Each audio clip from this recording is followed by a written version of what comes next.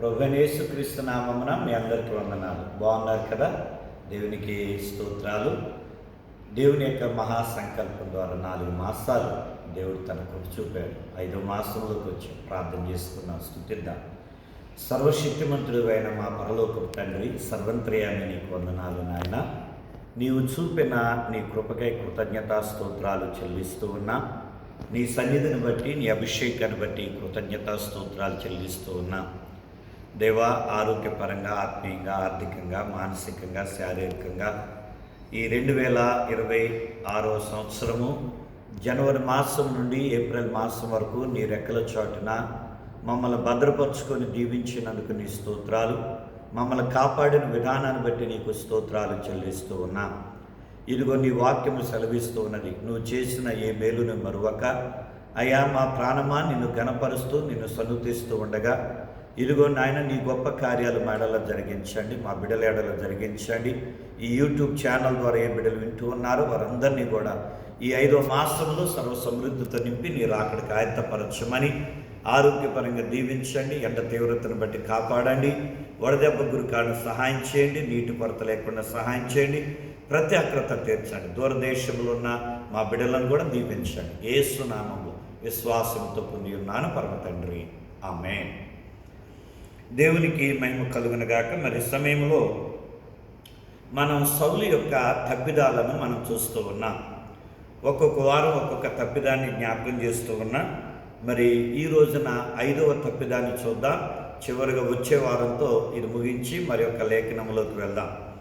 ఈ రోజున 5వ తప్పిదము మొదటి సమూయేలు పుస్తకము 22వ అధ్యాయము మనం 16వ వచనము నుండి మనం చదువుతూ ఉన్నట్లయితే, ఈ 22వ అధ్యాయంలో మనం ఏం చూస్తామంటే, ఈ సౌలు చేసిన పెద్ద పొరపాటు ఏంటంటే యాజకులను చంపేశాడు.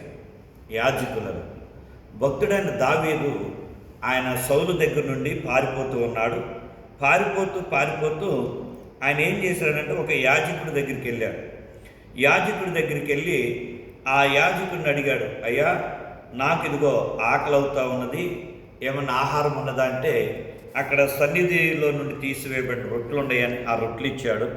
ఖడ్గం కావాలంటే ఇదిగో నువ్వు గొల్లియాతుని చంపిన ఖడ్గం ఇక్కడ ఉంది, అది నువ్వు తీసుకో అని ఆ ఖడ్గాన్ని ఇచ్చాడు.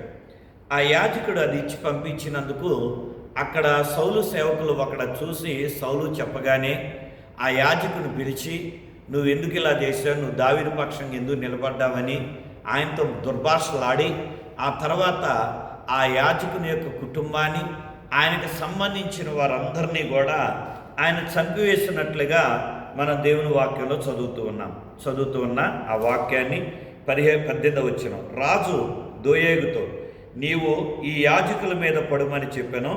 అప్పుడు ఎదోమీయుడైన దోయేగు యాజకుల మీద పడి ఏఫోదు ధరించుకునిన 85 ఆ దినమున హతము చేసెను. మరియు అతడు యాజకుల పట్టణమైన నోబు కాపురస్తులను కత్తివాత హతము చేసెను. మగవారినేమి, ఆడువారినేమి, బాలురనేమి, పసిపిల్లలనేమి, ఎడ్లనేమి, గార్ధబొమ్మలనేమి, గొర్రెలనేమి అన్నిటినీ కత్తివాత హతము చేసెను అని వ్రాయబడింది. అంటే 85 మంది యాజకులను చంపించాడు. ఎవరు? సౌలు మహారాజు. ఆయన మరి దేవుణ్ణి ఆరాధించే వ్యక్తి, దేవుని చేత రాజుగా అభిషేకించబడిన వ్యక్తి, దేవుని చేత దీవించబడిన వ్యక్తి. అతడు తన పదవి వ్యామోహంతో, తన పదవిని కాపాడుకునటం కొరకై దావీదు మీద ఉన్న ద్వేషంతో, దావీదు మీద ఉన్న పగతో మరి యాజకులు అన్న సంగతి మర్చిపోయి, వారి దేవుని యొక్క సేవకులు అని మర్చిపోయి వారిని చంపేయటమే కాక వారి కుటుంబాలను, వారి పసిపిల్లలను, వారి యొక్క పట్టణాలను, వారి యొక్క పశువులను అన్నిటినీ కూడా ఆయన చంపించేసినట్లుగా ఈడ దేవుని వాక్యములో వ్రాయబడుతున్నది. మరి దాని యొక్క ఫలితం ఏంటంటే, అసలు దేవుడు మరి యొక్క సౌలుతో మాట్లాడటం మానేశాడు. చూడండి, 28వ అధ్యాయము 6వ వచనములో మనం ఆ మాటను చదువుతాం. 28వ అధ్యాయము 6వ వచనాన్ని ఒకసారి చదువుకొని మనం ముందు కొనసాగుదాం. దీనిలో ఉన్న ఒక మాటను మనం ధ్యానం చేసి ముగించుదాం. 28 6వ వచనం. యెహోవా యొద్ద విచారణ చేయగా యెహోవా స్వప్నము ద్వారానైనను ఊరిమి ద్వారానైనను ప్రవక్తల ద్వారానైనను ఏమీయూ సెలవీయకుండెను. ఈడేం చేస్తున్నాడంట, దేవుడు అసలు ఏ విధంగా కూడా సౌలుతో మాట్లాడలేదు. అవును కదండి దేవుని సంగమా, ఈ రోజున మనం సౌలు స్థానంలో మనం ఒకసారి ఉన్నామనుకున్నాం. మనం మనుషుల్ని కత్తితో పొడిచి చంపక్కర్లా, మన మాటలతోనే చాలామందిని చంపేస్తూ ఉంటాం. మనం అనే మాటలు ఇతరులను మానసికంగా చంపేస్తున్నాయి. అలాగే కొంతమంది శారీరకం కూడా చనిపోయిన వాళ్ళు ఉన్నారు. నీ మాటలతో సూసైడ్ చేసుకొని చచ్చిపోయిన వాళ్ళు ఉండొచ్చేమో, నీ మాటలతో మానసికంగా చచ్చిపోతున్న వారు ఉండొచ్చేమో, నీ మాటల ద్వారా ఆధ్యాత్మికంగా చచ్చిన వారు ఉండొచ్చేమో.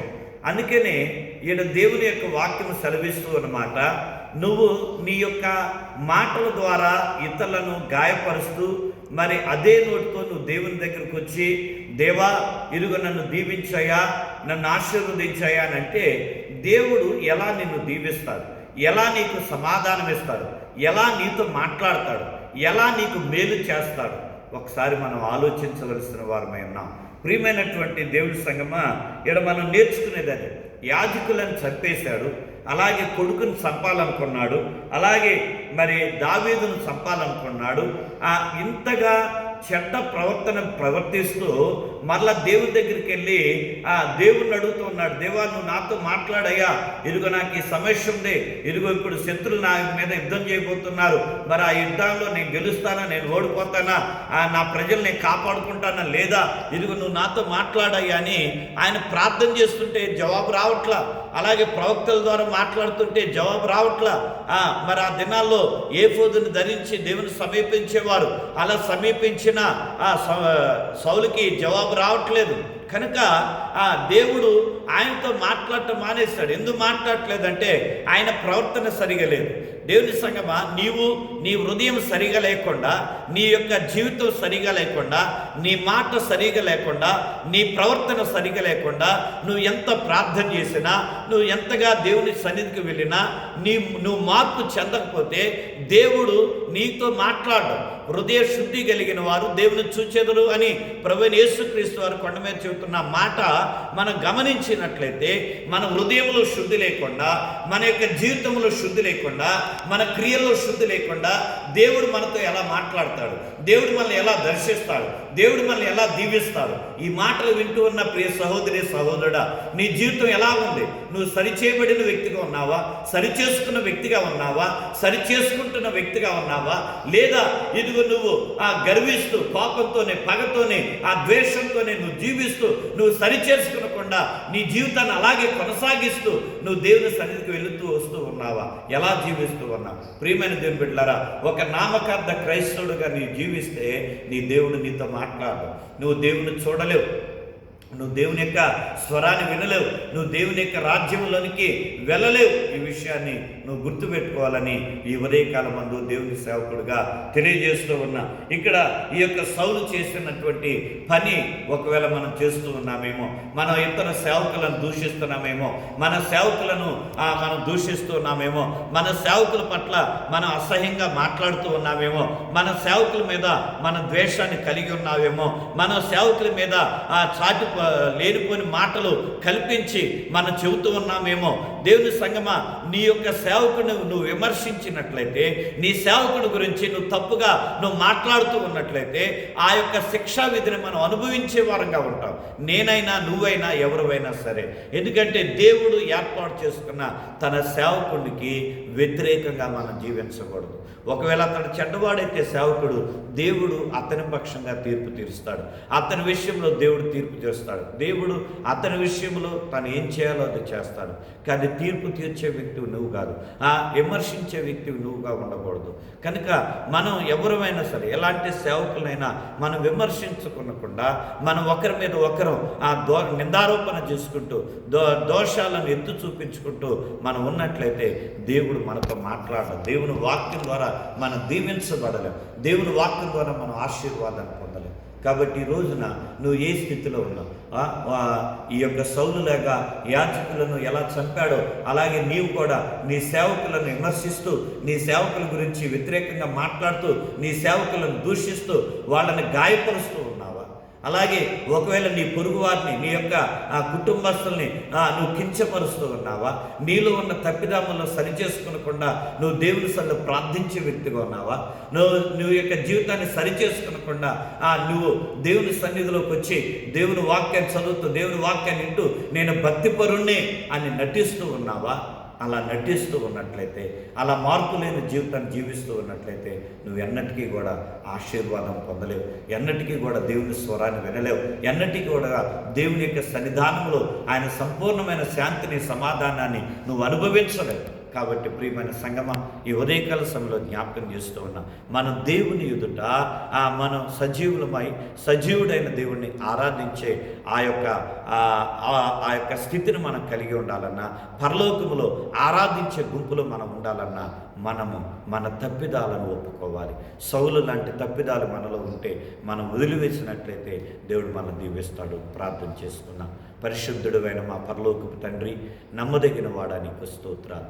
అయ్యా, మేము ఇతరులను విమర్శిస్తూ, అయ్యా సేవకుల ఎడల విమర్శన భావంతో ఇతరుల సేవకులను దూషిస్తూ, సేవకుల గురించి అడ్డగా మాట్లాడుతూ, అయ్యా మరి సౌలు యాజకులను చంపిన రీతిగా మేము ఈ దినాల్లో ఉన్న సేవకులను మా మాటలతోనే మేము గాయపరుస్తూ వాళ్ళని చంపుతూ ఉన్నట్లయితే అయ్యా మా జీవితం కూడా సౌలు లాంటి జీవితం అయి ఉంటుంది.